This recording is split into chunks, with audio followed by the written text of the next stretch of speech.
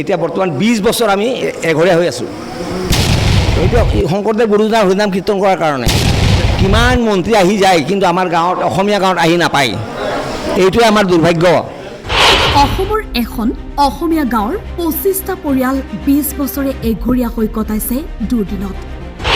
গাঁওখনৰ 25 ঘৰ পৰিয়াল বাৰণ, বৈবাহিক সম্পৰ্ককে ধৰি অনুষ্ঠান পাৰ্বণৰ পৰাও।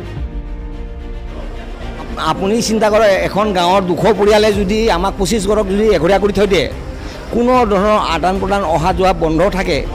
এই 25টা পৰিয়ালৰ বাৰু দুখ কি? এই গাঁওখন বাৰু ক'ত?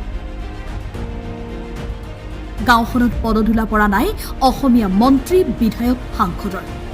দিনত কিমান মন্ত্ৰী আহি যায়, কিন্তু আমাৰ গাঁৱত অসমীয়া গাঁৱত আহি নাপায়। বা অসমীয়া গাঁওখনত কোনো অসমীয়া মন্ত্ৰী বা এম এল এ আহি ইয়াত পদাৰ্পণ নকৰে। অসমীয়া মন্ত্ৰী বা এম এল এ আমাৰ অসমীয়া গাঁৱৰ কোনো দুৰ্দশাৰ খবৰ লোৱা নাই। মহাপুৰুষ শ্ৰীমন্ত শংকৰদেৱৰ একশৰণ নাম ধৰ্ম গ্ৰহণ কৰাৰ বাবে অসমৰ এখন অসমীয়া গাঁৱৰ 25টাকৈ পৰিয়াল সুদীৰ্ঘ 20টা বছৰে এঘৰীয়া হৈ কটাইছে দুৰ্দিনত। গাঁওখনৰ কোনো বিবাহ উপযোগী যুৱক যুৱতীয়ে প্ৰেমৰ বান্ধোন গঢ়িলেও গাঁওখনৰে একাংশৰ সৈতে কৰাব নোৱাৰিব বিবাহ। একেখন সমাজৰে একাংশই বাৰণ কৰি ৰাখিছে তেওঁলোকক। গাঁওখনৰ 25 ঘৰ পৰিয়াল আন সকলৰ বাবে বাৰণ, বৈবাহিক সম্পৰ্ককে ধৰি অনুষ্ঠান পাৰ্বণ, মিলা মিছাৰ পৰা। এইখন অসমৰে এক আজব ঘটনা। আমাৰ 25 ঘৰ, আমিও জাপিৰ বন্ধ মানুহ। আপুনি চিন্তা কৰে, এখন গাঁৱৰ 200 পৰিয়ালে যদি আমাক 25 ঘৰক যদি এঘৰীয়া কৰি থৈ দিয়ে, কোনো ধৰণৰ আদান প্ৰদান অহা যোৱা বন্ধ থাকে। সকাম নিকামত অনুষ্ঠান প্ৰতিষ্ঠান বিবাহ সম্পৰ্কত কি পৰিস্থিতি হ'ব পাৰে আমাৰ? এই 25টা পৰিয়ালৰ বাৰু দুখ কি? এই গাঁওখন বাৰু ক'ত? আপোনাৰ বাৰু জানিবলৈ মন নাযায়নে? ৰিপৰ্টাৰ লাইভ অসমৰ মুখ্য সম্পাদক দিগন্ত কুমাৰ ভূঞাৰ ক্ষেত্ৰভিত্তিক প্ৰতিবেদনত উন্মোচিত হৈছে এনে বিস্ফোৰক তথ্য। শুনিলে আপুনিও আচৰিত হ'ব। মহাপুৰুষ শ্ৰীমন্ত শংকৰদেৱৰ একশৰণ নাম ধৰ্ম গ্ৰহণ কৰাৰ বাবে গাঁওখনৰ 25 ঘৰকৈ পৰিয়াল গৰিষ্ঠ সংখ্যকৰ দ্বাৰা 20টা বছৰে এঘৰীয়া হৈ থাকিবলগীয়া হৈছে। গাঁওখনৰ নামঘৰ পৰিচালনা সমিতিৰ সম্পাদক তথা অৱসৰপ্ৰাপ্ত শিক্ষক বিপ্লৱ নাৰায়ণ ৰাজবংশীৰ মুখেৰে শুনকচোন তেখেতে কি কৈছে। বহুত দুখৰ কথা, শিলচৰ চহৰত আহি দিন চেৰেকত দিনত কিমান মন্ত্ৰী আহি যায়, কিন্তু আমাৰ গাঁৱত অসমীয়া গাঁৱত আহি নাপায়। এইটোৱে আমাৰ দুৰ্ভাগ্য। শিলচৰ চহৰ কিন্তু আমাৰ গাঁৱৰ পৰা মাত্ৰ 8 কিলোমিটাৰ দূৰ, 15 মিনিটৰ ৰাস্তা।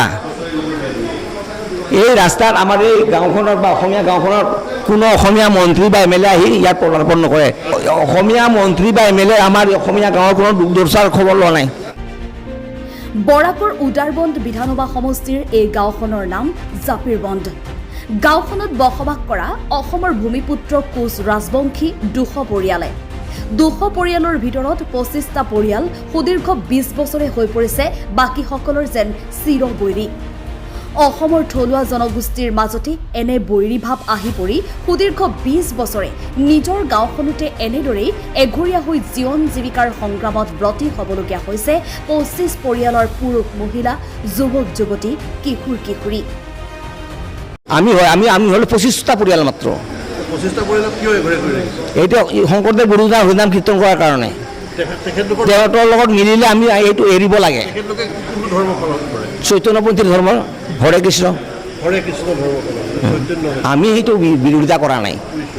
আমি কৈছোঁ চৈতন্যপন্থী ধৰ্মত আপোনালোকে লৈছে, দীক্ষিত চৈতন্যপন্থী হৰিনাম কীৰ্তন কৰক। আৰু আমি শ্ৰীমন্ত শংকৰদেৱৰ গুৰুজনাৰ আদৰ্শৰ ভক্তি ধৰ্ম লৈছোঁ, আমি সেইমতে আমি হৰিনাম কীৰ্তন কৰি যাম। উল্লেখ্য যে বৰাক উপত্যকাত আছে নগণ্য সংখ্যক বহুকেইখন অসমীয়া গাঁও। উক্ত গাঁওসমূহ উন্নয়ন আৰু বিকাশৰ বাবেও চৰকাৰৰ নাই কোনো বিশেষ ভূমিকা। এতিয়া বৰ্তমান 20 বছৰ আমি এঘৰীয়া হৈ আছোঁ এই ৰাজবংশী সমাজত। আত্মীয় স্বজনৰ কৰ্মত আমাৰ অহা যোৱা বন্ধ, অসুবিধা হৈছে। আমাৰ বৈবাহিক বিবাহৰ ক্ষেত্ৰত আমাৰ অসুবিধা হৈছে। এতিয়া বিবাহত আপোনাৰ ছোৱালী যদি মই আনিব লাগে, এতিয়া আমি এইটো এৰিব লাগে। সেই শ্ৰীমন্ত শংকৰদেৱ গুৰুজনাৰ হৰিনাম কীৰ্তনখন এৰিব লাগে আৰু সিহঁতৰ কীৰ্তনটো আমি গ্ৰহণ কৰিব লাগে, হৰে কৃষ্ণটো। এনেকুৱা প্ৰভাৱ দুমখুমীয়াত আমি মাজমজিয়াত পৰি আছোঁ বৰ্তমানে। এই ৰাজনৈতিক সমাজত 20 বছৰ হ'ল 20 বছৰ হ'ল এই হে সিহঁতে আমাৰ লগত বহা উঠাও নকৰে আমাক কোনো ৰাইজৰ মেল মিটিঙতো আমাক নামাতে ৰিপৰ্টাৰ লাইভ অসমে সমগ্ৰ বিষয়টো ৰাইজৰ বিশ্লেষণ আৰু পৰ্যালোচনাৰ বাবেহে উপস্থাপন কৰাৰ প্ৰয়াস কৰিছে ৰাজ্য চৰকাৰে বৰাকৰ গাঁওসমূহৰ ৰাইজৰ এবাৰ খবৰ লৈ সকাহ দিয়াৰ বাৰু অৱকাশ হ'বনে ৰিপৰ্টাৰ লাইভ অসমৰ মুখ্য সম্পাদক দিগন্ত কুমাৰ ভূঞাৰ বিশেষ প্ৰতিবেদন ৰিপৰ্টাৰ লাইভ অসম